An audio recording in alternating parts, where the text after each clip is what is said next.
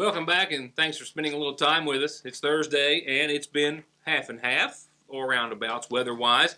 We've still got more showers and storms in the forecast. I do have, for a lot of prom goers in McGoffin County, a better forecast for Saturday than I did 24 hours ago. Not to say that it might not fall back between now and then, but we've got a mostly sunny day. That will wrap up with showers and storms possibly towards the end of your Saturday, and then some cool air that sets in after all of this, and we'll elaborate in more detail in just a few moments. First, let me open by saying that I have saved a couple of special reports for tomorrow night's show that I'll be glad to present to you at that time. Inspirational is one good word that comes to mind for both of them, actually. Tonight, though, it's all business. Local governmental meetings in the viewing area. We'll be covering the McGoffin County Fiscal Court, Johnson County Fiscal Court, and Paintsville City Council meetings on tonight's program. I would be remiss if I did not, however, mention the fact of a loss of an icon. Not just for the fact, even though he was an outstanding weatherman for nearly 40 years at WSAZ, most everyone else, certainly from my generation and a few others, will always remember him belovedly as Mr. Cartoon. Joel Huffman has passed away at the age of 91. With that said, we'll go ahead and get to local headlines, and we'll begin with coverage of the Johnson County Fiscal Court. Several items were discussed, including a special recognition of a job very well done, state champions on the basketball court, although they didn't earn their title playing ball. And not only did they make history once, but technically 2 times, or combined, I guess I could say, the Johnson Central High School cheerleading squad not only finished runner-up in the girls' state championship for their outstanding performance, but when it came time to travel with the boys to Rupp Arena for the Sweet 16, they brought home the state's top honor, for which Judge Tucker Daniel and the rest of the Johnson County Fiscal Court officially recognized them during this week's meeting.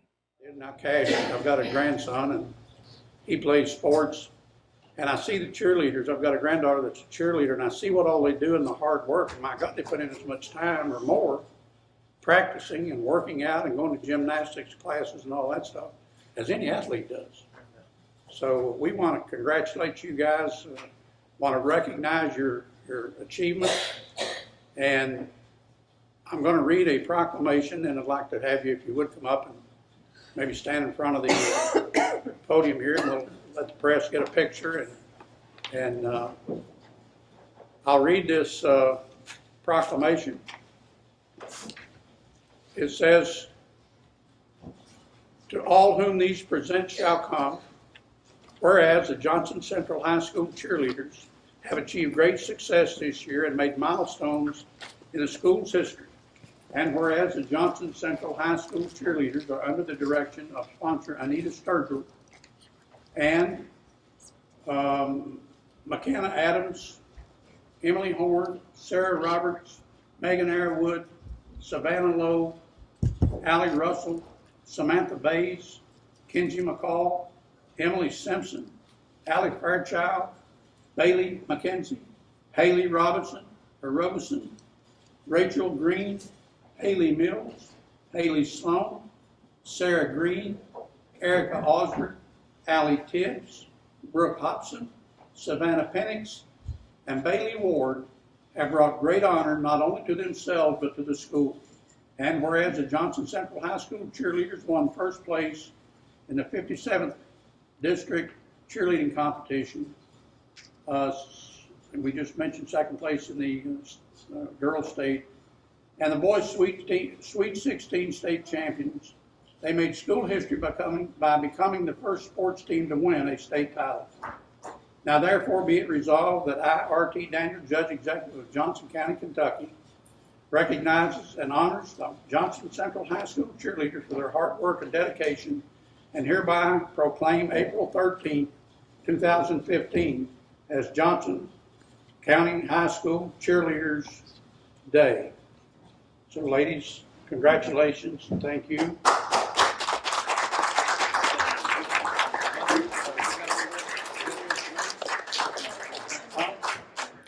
After that distinguished honor, they moved on to other business, giving the judge and court permission to advertise for bids for railroad steel and cribbing for several slips and repairs and embankment failures that, like other eastern Kentucky counties, Johnson County is experiencing due to all of this rain.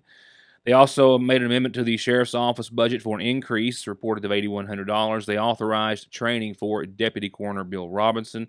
In other discussion, they discussed the Kentucky Ambulance Block Grant Program. The Kentucky legislature provides up to around $10,000 in grants to offset costs with such services, and they are doing so for the Paintsville Ambulance Service.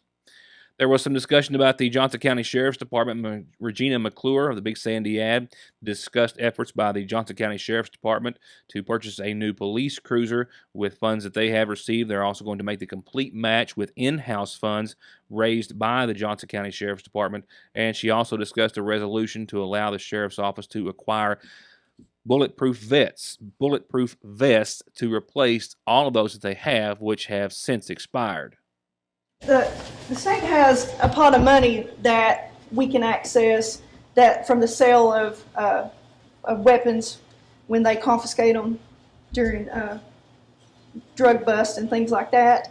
And one of the things that you can purchase with those funds, and the most important thing that they prioritize, is body armor, which is the vests that the sheriff and the deputies wear to protect them in case that they were to be shot at. So the good news about this is that it doesn't require a match. They will fund up to $665 per vest, and that is more than enough to cover the cost of a vest on the state price contract. And they're going to request 8, and that's for the sheriff and his 7 deputies. These funds can't be used for part-time or constables, just for sheriffs and the deputies. So this requires a resolution because the court has to be the applicant, but it won't be any cost to the sheriff's office or to the court. It's just we just have to apply, and then we wait for them to have funds available to purchase the body armor. The sheriff's office doesn't currently have any body armor that is within date. It expires every 5 years. So some of them still do have vests, but they have all expired, which makes them very much eligible to get this funding. With no further discussion or business, the meeting was adjourned. I'll adjourn, but only for a moment, and return with more headlines. To get high-speed internet on their state-of-the-art fiber optic network for all of your home and business solutions, or to watch TV without a contract on over 200 digital channels with superb quality, or stay connected with family and friends with 24/7 telephone service you can always depend on, contact Foothills Broadband today. Or just click on their link to the right to find out how they're working to provide the latest in communications at affordable prices with exceptional service at Foothills Broadband. Several items on the agenda for this week's regular session of the Paintsville City Council. We'll go over a few of them in brief tonight. They did have the second reading updating pay classification plans for all city employees, an increase of 0.08% following the Consumer Price Index, if you will. They also elected to renew the lease with the golf course in Paintsville.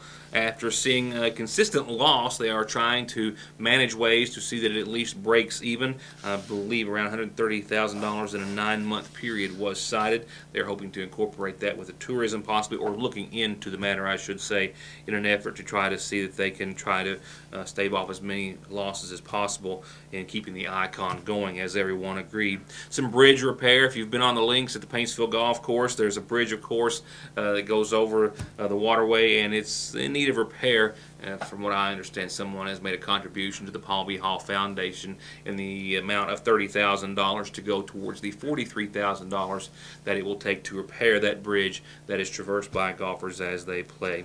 And then talk of annexation centered around much of the meeting. The mayor of Paintsville, Bob Porter, proposed annexation for parts of Paintsville and received some comment from the audience on the matter. When we come back to find, but what I'm looking for today is agreement, I guess, that we want to annex property. That's future development property for the city of Paintsville, commercially developable, and we want council's agreement that we continue on in that line and draw the property description for annexation. Yeah, and just to give, a little bit of background to it, I mean, this wasn't just, we didn't throw a dart at a map and say, okay, let's annex this area. It obviously, I mean, if you look at Paintsville and the growth of the city, that's where the city is moving. And future commercial growth is going to come down that 23 corridor. There's going to be, we all would like to hope that there would be commercial outlets, commercial businesses that would look at that as that's the corridor we want to be on. And if that be the case, then we would want to be able to provide them city services and incorporate them into the city, as I think most businesses would want, whether that be city utility. Go ahead, yes. Yes, let me re-emphasize, you already have the city that owns, or has the city, that the entire state right-of-way is within the city limits. That was accomplished some time ago. Yeah. I believe let's talk about my property for a moment. And where's that located? Is that within the area we within discussed? that area, Okay. yes. If I am able to spend a few quarters and fill it up out of the floodplain, then it would be commercial property, and I hope somewhere down the road it might do that. Yeah. But that's a gamble on my part. But I think from my perspective, at least at this point in time, my friend Dr. Spears, his property for sure shouldn't. If you're going to annex him, I would suggest you do some that's already, quote, city, that may not be within the limits, that's in the vicinity. Thank you. The council stated that the area they are looking to annex into the Paintsville city limits runs south along US 23 and Kentucky Route 460. They also say that this proposed area will go all the way to the property of Mr. Roger Blackburn, and that it would also take in Highland Elementary School, which is currently not in the Paintsville city limits. This was a preliminary announcement, and preliminary maps were presented to those in attendance, with more discussion to come at next month's meeting. Coverage of the Montgomery County Fiscal Court, quite a bit of it actually, as they had a lengthy agenda on yesterday, as I just started coverage last night. But we've got calendar announcements to go to first, and remember, they're all brought to you by your local McGoffin Farm Bureau agent, Doug Green. You can reach Farm Bureau and Doug at 349-2416. Couple of special wishes before we go any further. A special happy birthday wish to Barbara L. Salyer. They say they love you so much, and they are Brandon, Leah, Grayson, and a whole lot of family and friends. It's Barbara's birthday. Happy birthday to you, Barbara. Happy birthday to Barbara Salyer. And celebrating 6 years today, a happy 6th anniversary wish to her husband, Wayne, with a whole lot of love from your wife, Wayne. Happy 6th anniversary. The 3rd annual benefit sing for the Great Strides Cystic Fibrosis Foundation is coming up this Saturday, 2 o'clock, at New Life Worship Center, hosted by the Anointed Hearts Ministry. They're having this sing to raise funds and awareness for the Cystic Fibrosis Foundation, and, of course, the upcoming Great Strides Walk here in Montgomery County. We'll be talking much more about that on tomorrow's program. And they have a whole lot of information that they can also give you if you come to the Sing Saturday at 2. The Elk Creek Free Will Baptist Church has got their 4th annual bass fishing tournament this Saturday. I need to take that off there. It's no longer at Clay Lick Boat Ramp, but at Alvey Boat Ramp due to high water conditions. It is still Saturday, and it is 7 till 3 p.m. You can register the morning thereof. Get there bright and early, and, of course, $1,000 for the first place prize, all the way down to $100 for 5th, and big fish $100 prizes every hour. The Royalton Rail Trail Town Committee is going to meet at the District 3 Fire Department this coming Monday at 6. The group is currently planning a festival for Royalton. The meeting is open to the public, and people from Royalton are especially encouraged to attend. If you have any questions, call 859-608-1557. And while we're on the topic of the Dawkins Trail, join the Rail Trail crew each Monday, 5:30 at the Ivington Baptist Church. They bike and hike, leaving from that location on the Dawkins Trail, and you can enter to win a new bike. Enter to win a brand new bicycle, a drug-free activity provided by the Safe Coalition and Operation Unite. Contact the Health Department for more information, 6212 here in Montgomery County. And also a reminder, the Safe Coalition regular meeting is set for this Wednesday. Nope, that was last Wednesday. Scratch that, but the Rail Trail crew does meet Monday, 5:30 at Ivington Baptist. The 1972 graduating high school class is meeting at the Montgomery County High School Library to plan their reunion And they are doing so this coming Monday, the 20th at 6 p.m. They'll meet in the McGoffin County High School Library, and all classmates from the class of 72 are encouraged to attend. They hope to see you there. And Head Start and KERA preschool pre-registration is coming up beginning Monday. They're taking applications at the Head Start office in McGoffin County for children who will be 3 or 4 by August the 1st. Bring your child's birth certificate, social security card, shot certificate, proof of income, and child's medical insurance card with you. If you have any questions, 349-3488 is indeed the number to call the Head Start office here in McGoffin County. And indeed, call me if you've got a calendar announcement or anything else you want on Your News Today. Remember, you can always catch Your News Today on Foothills Channel 40, Howard's Channel 7, and yournewstoday.com.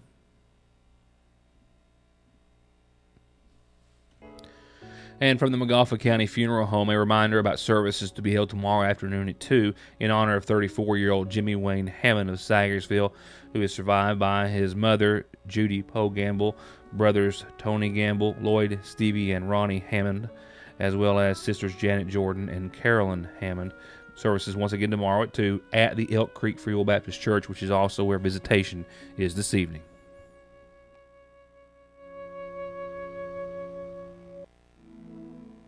To get high-speed internet on their state-of-the-art fiber optic network for all of your home and business solutions, or to watch TV without a contract on over 200 digital channels with superb quality, or stay connected with family and friends with 24/7 telephone service you can always depend on, contact Foothills Broadband today. Or just click on their link to the right to find out how they're working to provide the latest in communications at affordable prices with exceptional service at Foothills Broadband. Last night, with beginning coverage of yesterday's regular session of the McGoffin County Fiscal Court, I outlined the opening of bids to see generators placed in a couple of strategic locations, the Sagersville Waterworks and the McGoffin County Rescue Squad, done so with FEMA grants. A review committee has been put in place overseeing both of those projects to report back to the court in a month's time at their next meeting. There was a list of recipients, however, given by the judge in regards to a coal severance resolution, this determining dwindling coal severance funds, which will be going to a variety of McGoffin County entities over the course of 2 fiscal years, that being 2014 through 15 and then 15 through 16. Line item projects authorized from McGoffin County in the following manner. 1. McGoffin County Economic Development Fund in the amount of $664,416. 2. McGoffin County Senior Citizens Center in the amount of $12,500. 3. Middle Fork Volunteer Fire Department amount of $12,500. 3. District 3 Volunteer Fire Department amount of $12,500. 5. South McGoffin Volunteer Fire Department amount of $12,500. 6. North McGoffin Volunteer Fire Department amount of $12,500. 7. Bloomington Volunteer Fire Department amount of $12,500. Sagersville Fire Department amount of $12,500. FY 215-16, FY 2016. 1. McGoffin County Economic Development amount of $528,722. 2. McGoffin County Sheriff's Department in the amount of $25,000. 3. McGoffin County Senior Citizens in the amount of $12,500. 4. McGoffin County Rescue Squad amount of $25,000. 5. Rainy Parking amount of $25,000. I'll make that in the form of a motion. Is there a second? I say. Motion been made and second. Any discussion? All those in favor signify by saying aye. Aye. In some other business, Mr. Bernice Patrick was representing the Sagersville Kiwanis, asking for utilization on behalf of the club for a knob that sits in part of the Civil War Park on Route 7. That was taken into consideration. Also, his request was taken into consideration for additional funds to finish the renovation project that he has been taking on now for some time of the caboose in downtown Sagersville next to the community center and the log cabin complex. Some other items of business all voted in favor of advertisement for bids for a warning siren. Grant funds are now getting closer to being put in place. They're going to place a warning siren on top of the courthouse or justice center in the downtown area. It will have a 5-mile radius, they do believe. The rest of the meeting centered around a few other items that we'll talk about on a later date, including Mike Coffey, representative of a jail medical insurance company, which is seeking input and cooperation on behalf of all counties involved with the Big Sandy Regional Detention Center to provide medical services to inmates at a cost savings for each county. A great deal of information, and I still need a few more details before I can present that report. They also voted to spend $4,241 to the data design company to network the county attorney, sheriff's department, and clerk's offices, all with software that they already have in place, in addition to the new software which will be required to network all three entities, which will save time not just for and make more available services just within those offices, but also to the general public. In closing, it was obvious that there is still, we'll say, friction between a few members on the Montgomery County Fiscal Court as they discussed the following matters in closing of last night's meeting, or yesterday afternoon's meeting. Any business from Magistrate District 1? Business Magistrate District 2? I've got some slips, different places. I've turned them into the county garage and also the judge's office. They've been pending for a while. I just like to address them, try to get to them. Any business Magistrate District 3? I have the same thing. I have a bridge out on Half Mountain on 542. I've got slips. I actually got a bridge getting ready to be out on Punching on Perkins Drive. We've got a slip up on right-hand fork. It's crossing another county road, the High Rider Cemetery Road. And also there is, based on the information I received at the Masters Conference this weekend, we're supposed to be receiving a supplemental amount of funds to help alleviate the loss from the road fund. And those funds were, according to the guys from Department of Transportation, earmarked for bridges and roads. And I just wonder if we'd received that yet, because it's talking like it might come this week. Not yet. Nope. Not as of today. Is the one that you're talking about on Half Mountain, is it Mr. Mullins? Yes, sir. There must have been some misunderstanding, because I talked to him and he said that the magistrate, which I assumed you, had told him that I wouldn't do anything in his district. I just want to make sure we didn't miscommunicate. I said we were having, may have difficulties. Based on a conversation that you and I had that early, I think on January the 7th, that I may, that the line share of road work would go to District 1. You must have a better memory than I do. No, yes, I do. I wrote it down. Because number one, I don't recall saying it. Number two, I'm not stupid enough to say it. But let me be frank. My telephone number, actually give mine out, 606-496-6171. If you want something done, you can call me. Leave me a voicemail. I will return your phone call. You can do that too, Buck. You don't have to have Gwen call for you. You can go ahead and fix all my slips for the next meeting, then that way we'll always. If you have a specific problem, 606-496-6171. You can call me.